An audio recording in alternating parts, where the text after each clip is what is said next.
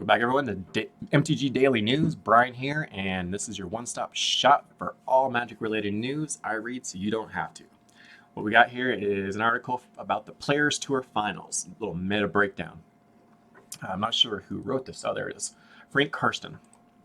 Let's jump right into it. I haven't read this ahead of time, so I'm not sure what I'm even getting into here. It's almost here. The Players Tour Final begins tomorrow at 9 a.m. I'm a day behind on this. I got busy yesterday. Let me start over here. It's almost here. The Players Tour Final begins tomorrow at 9 a.m. Pacific Standard Time. Just 145 players qualified for the Players Tour Finals. In addition to the 24 members of the Magic Pro League, invitations were given out to top Players Tour competitors, Magic Fest Online, Season Finals winner and finalist, and 2020 partial season Grand Prix winners. They will compete this weekend for a $250,000 prize pool and for invitations to the 2020 season Grand Finals. Man, nice, $250,000. That is a nice little sweet change. The format for all 14 Swiss round and the top 8 is standard. Let's take a look at the standard meta breakdown for this prestigious event. So we got Players Tour Finals metagame breakdown here. And of course you can see Team Arek. I hate that deck. It's just so good and reliable. Even when I play against it with decks that I'm really good with, and I know like the back of my hand, and because of that I generally will have an advantage over just some random net decker, right? Even when they're playing these type of decks. But man, Team Arek, it finds a way.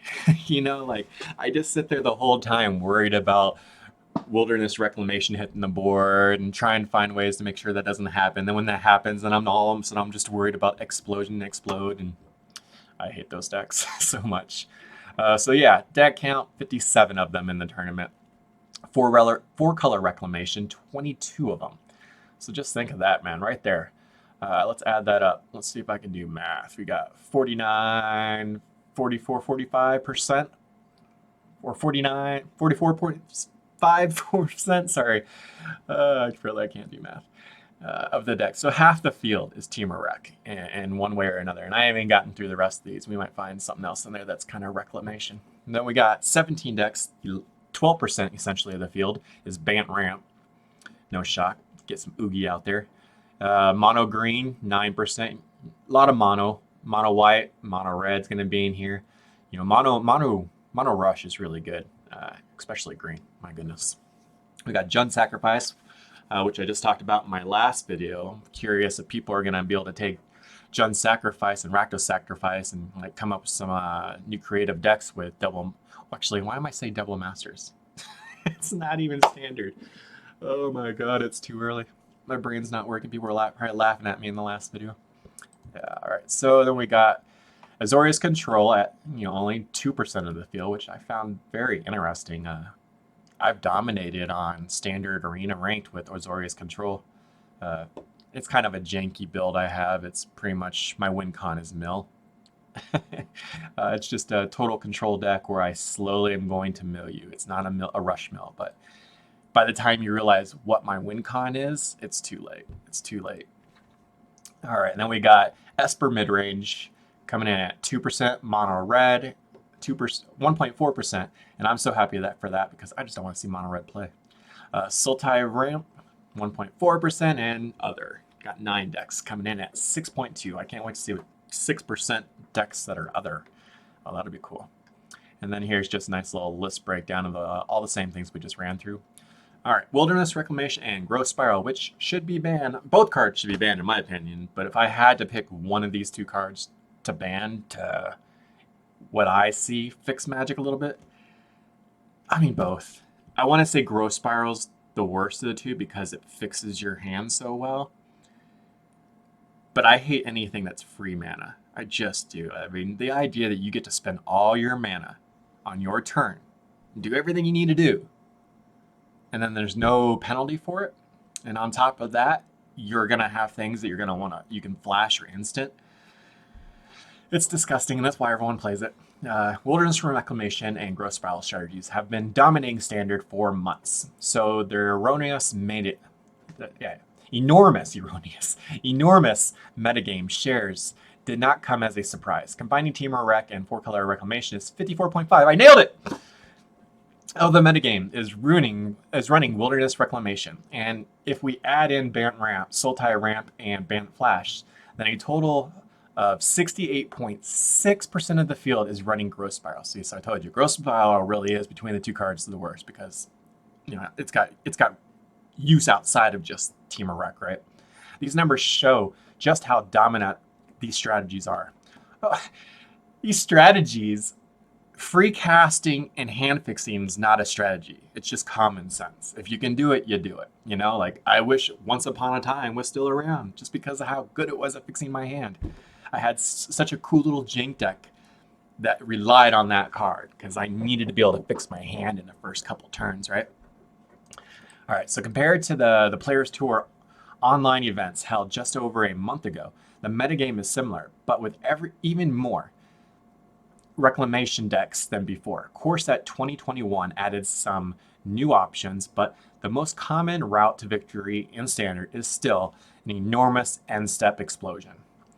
So how were players planning to beat Temur Reclamation? Well, one way is via Teferi Time Raveler. I agree. Which nullifies their countermagic and prevents them from casting those game-winning explosions. Most 4-color Reclamation and Bant Ramp players were happy to put 4 copies of Teferi in their Growth Spiral decks. Teferi is so good. What's the number one rule in Magic? Teferi must die. Say it again. Teferi must die. If you're one of those players who plays on Arena or anywhere, and your opponent's got Teferi out there, and you attack face, you're playing wrong. Teferi must die. You always attack Teferi. Always. Another approach was trying to go under the Temur Reclamation with aggressive creatures, which works. Mono green aggro come out of the gates quickly with Pelt Collector, best 1-drop card in the game, and it gained Scavenging Ooze, which is just ridiculous, in Core 2021, as a solid 2-drop that can answer Uro in the mid-game. But even more excited by Mono White aggro, which didn't really exist in current form before Core Set 2021. Well, that's all right. I mean, Mono White aggro, what was it, like the beginning of 2019? White Weenie was totally dominant. It was the only thing that would run over Esper Control at the time. And then let's go through here. Let's see. We got all the different players and what their decks are going to be. I'll just kind of scroll through slowly. You guys can see it. I'm going to read when there's something to read here. Last week in the Red Pool Untapped International Qualifier number 3 was won by Hoshiyuki, who brought a mono white aggro deck featuring 16 1-drop creatures combined with Venerated Lockstone. Freaking love that card. That was the card that Unbreakable Formation it is even a year ago. That's what people relied on with White Weenie. It's make or break. And then Benevolent Marshal, right? But that's not around anymore. So anyways, looking back at this. Aggro featured 16 1-drop creatures combined with Venerated Marshal. Venerated Marshal, I got 2 of those cards in my head now. Glorious Anthem, which is basically the Benevolent Marshal replacement, right? And Bashri's Solidarity to boost them. He ran over Temur Rec all weekend, which must have inspired 8-player Tour competitors to pick up the deck. It's 5th most played archetype at the Players Tour Final, and my personal favorite. Yeah, I like White Weenie. If I'm going to pick a rush deck, I pick white. I love it. Let's get here. This deck can, even though I'd probably try green right now, I'm not used to green having such good rush. It's always like black, white, red, right? And, I just prefer, the white cards versus like red just because I get tired of seeing the red cards, I actually like black because, I like doing like discard effects and sacrificing. So I guess I just don't like mono red. This deck can easily win our turn 4 or 5, beating Reclamation players before they've had time to set up. Additionally, it dodges Ether Gust and Mystical Dispute, both of which are prevalent main deck inclusions, which is crazy. That shows you how busted Standard is right now when you're main decking Gust and Dispute, right? Those are not main decking cards. They're sideboard cards that you bring in, right, to figure out when you see your opponent, you're like, all right, I need these cards because he's playing X, Y, and Z colors. Just to knowing that so many people are playing the colors that these will work against, that you don't even have to worry about like 30% of the field with these in your deck. I don't know. That's where I find Magic to start getting a little busted. Like, you shouldn't have cards like this in there. And meanwhile, Cry the Carnarian, one of my favorite removal cards in the game. I mean, it's the fact that that card can exile stuff. You know, I know I get a little off track here as I'm reading, but like some of these cards kind of get me thinking about, you know, when I'm playing. And man, Cry is the best. I mean, turn 3, and in this environment, there could be like 5 creatures already out there on your turn 3 if you're on the draw, right? And so many of them have like death effects and, you know, effects that happen when they die and they go to the graveyard. And Cry just sends all those little bastards to exile. And you always see the opponent going, "What? Where's my afterlife? Well, why don't I have afterlife creatures?" It's like, because they just got cried, fool. Start crying. All right, that was cheesy. As a result, mono white aggro is well positioned right now. I agree. I think mono white's going to win this tournament. The deck also exploits the fact that most Temur Rec players have removed all red removal spells from their main decks, instead filling their flex slots with Negate and Brazen Borrower. Just for anyone who doesn't know what those cards are, Negate, you know, just a little counter spell, 2-mana counter. Brazen, you got Petty Theft and the Brazen Borrower. Petty Theft is actually the spell that we would all bounce things with. That's why I don't like these cards. I like the fact that they're dual use. I mean, it's kind of cool. But almost no one refers to it as Petty Theft when the card gets bounced. They just go, "Oh, I got Brazen Borrower." You know, that's a little bit, I don't know. I think it'd be cooler if we called the card what it is. This provides them with an edge in the mirror match, which makes sense in the current standard meta. But it's also exploitable. Across all 57 Temur Reclamation lists, there are basically no removal at all main decks, apart from a few Stormdrass or Scorching Dragonfire. This was different at the Player Tour Online weekend just over a month ago, and it represents an opportunity that aggro players are now trying to take advantage of. And here's those 2 removal cards that we're talking about. The question is, can Temur Reclamation players swing their aggro matchups after sideboard? On average, at the Players Tour Finals, a Temur Reclamation sideboard has about 8 anti-aggro cards. Bonecrusher Giants, you know, Scorching Firefighter. You guys can see him here. Night Pack Ambusher. I hate that freaking card. Averages and numbers differ across deck lists, but the thing I want to point out that Flame Sweep is played the least, despite being the most effective option against mono white aggro. Yeah, but the problem is that it does 2 damage, right? And if you're on the draw, you know, after say you sideboard and your opponent's ahead of you and they get to drop their +1 to all creatures, now they're all out of range. You know, and if they were able to, you know, Venerated Loxodon, for instance, because you can tap your creatures, you know, there's a reason why they're not playing this card, right? You know, if you're on the draw and white aggro is coming at you and they got Venerated Loxodon in their hand and they had 2 1-drops, well, they're getting Venerated Loxodon out on like turn 2 or turn 3, right? So if you're on the draw, it's too late. Your turn 3, they've already got a Venerated Loxodon out there and everything's been buffed up. And hopefully that, you know, you can just find yourself always being like 1 counter behind for Flame Sweep to be effective. Things get to 3-3 and it's just over. Bonecrusher Giant and Scorching Dragonfire trade unfavorably against 1-mana creatures. Elder Gargamoth and Night Pack Ambusher fall to chop down, and Storm's Wrath is both slow and ineffective. When most white creatures have a death trigger or 4-mana indestructibility, to me, mono white aggro looks well positioned in the field, and I'm excited to see how it'll perform at the big stage. And that little dog that gives, you know, that sacrifices, that thing's good. It's good. Quick deck overviews. Let's get into it. All Players Tour Finals deck list will be published on the Players Tour Final event page at the beginning of round 1 on Saturday, July 25th, and it is that day. Let's just jump over and see if it popped up. No, it doesn't.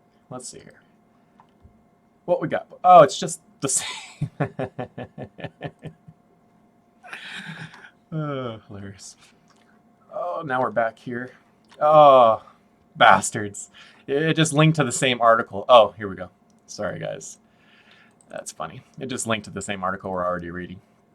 I can provide a quick description of every deck and highlight some of the core set 21 additions. So let's get through this real quick. Team of Reclamation, 57 players. Team of Rec is the most played deck by far. It did not gain much from core set 2021 other than maybe Elder Gargmoth in the sideboard. 4-color Rec, 22 players. It's Team of Reclamation but with Teferi, Time Raveler, and Dovin's Veto. Splashing white comes at a cost of a mana base that is less consistent and needs more tapped lands. This hurts against aggressive decks, but the powerful white cards should be an edge against Team of Rec. Yeah, but the problem is that they're gonna get run over by white. It makes sense that the 4-color would want to worry about its mirror matchup, but I think all these guys are gonna just get side blinded by mono white this weekend. Anytime mono white's been good enough to take to a tournament, it wrecks people. Just go back year after year at Magic, and it's always been true. Bant Ramp, 17 players. This is the most popular Growth Spiral deck without Builder's Reclamation. Growth Spiral and Uro always allow you to play the most powerful top-end threats in Standard ahead of the curve, and since they always draw a card, your mana accelerants are never dead in late game. Some players slotted in Core 2021's Jor-El. You can read it. That's a mouthful.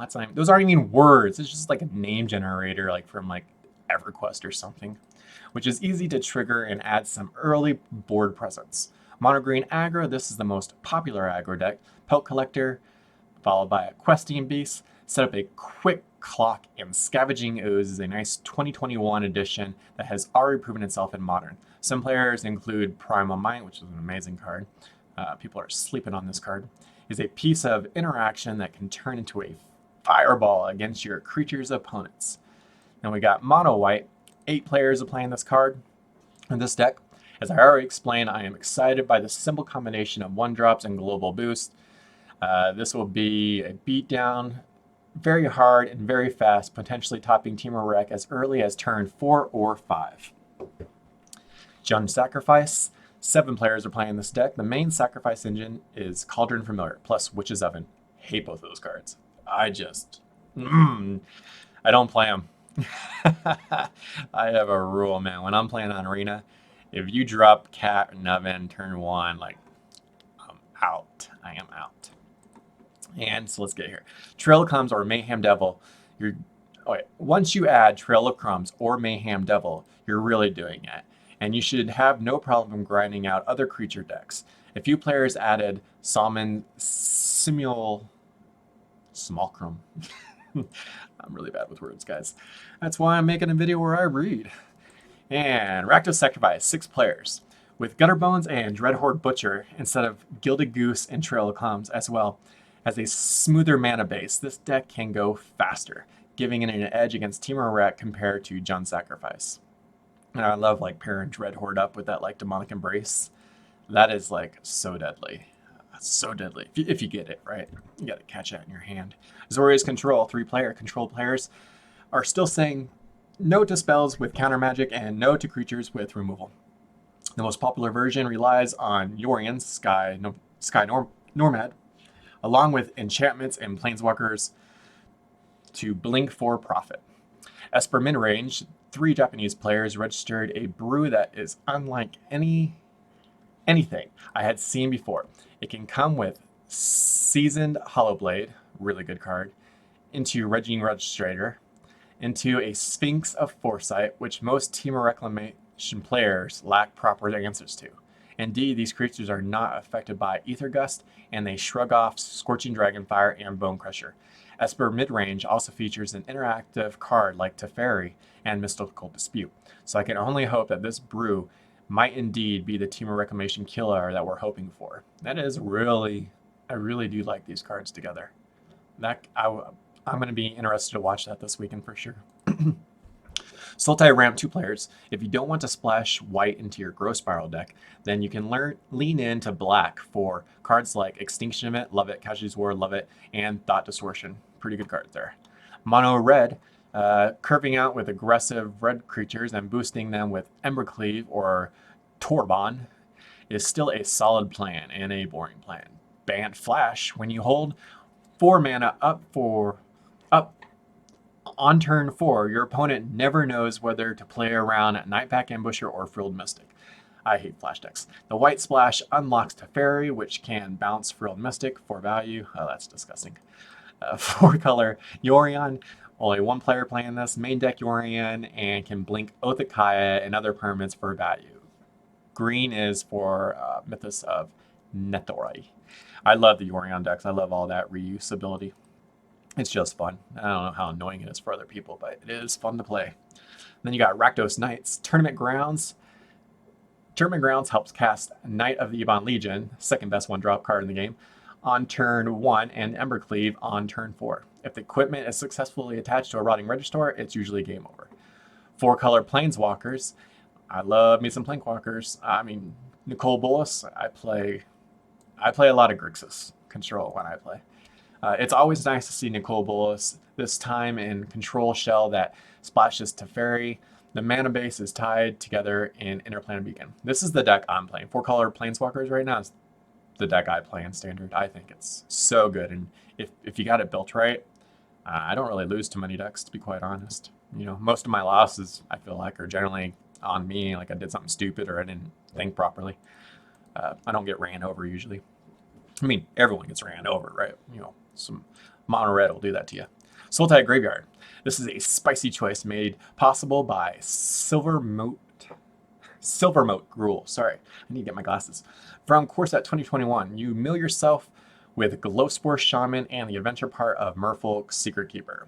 Cast Uro Titans again, and 3 life, bring back Silvermote Gruel for free. That's pretty cool.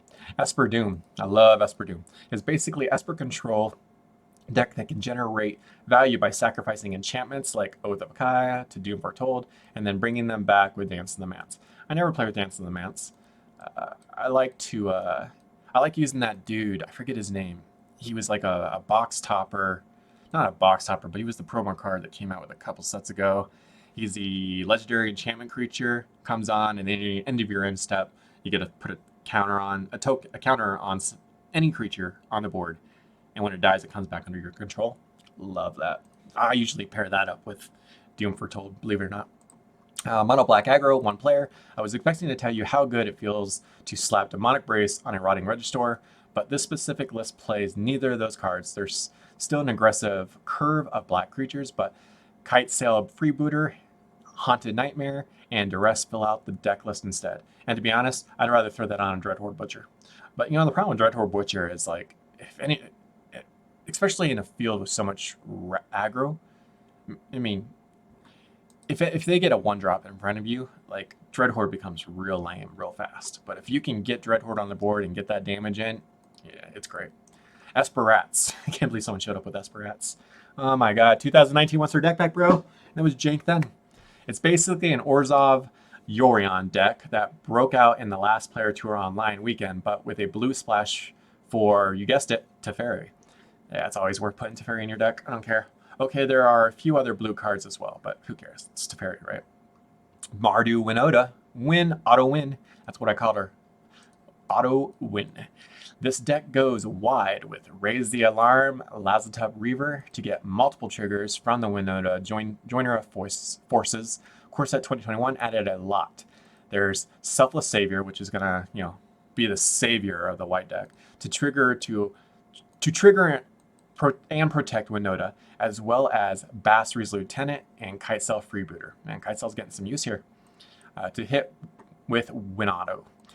This is yet another deck that I'd be excited to wrath. I agree. The Players Tour Finals live broadcast on Twitch starts today on the 25th and Sunday tomorrow at 9 a.m. Pacific time. Tune in to see Mono White Aggro can triumph over all the Growth Spiral decks to see if this cool Esper mid-range can beat Team Arek and the 145 of the best players in the world battle for $250,000. Well, I don't know if they're the best players in the world, but they are the players we are going to be watching this weekend. All right, guys, that's it for this segment. I will see you tomorrow. Thanks.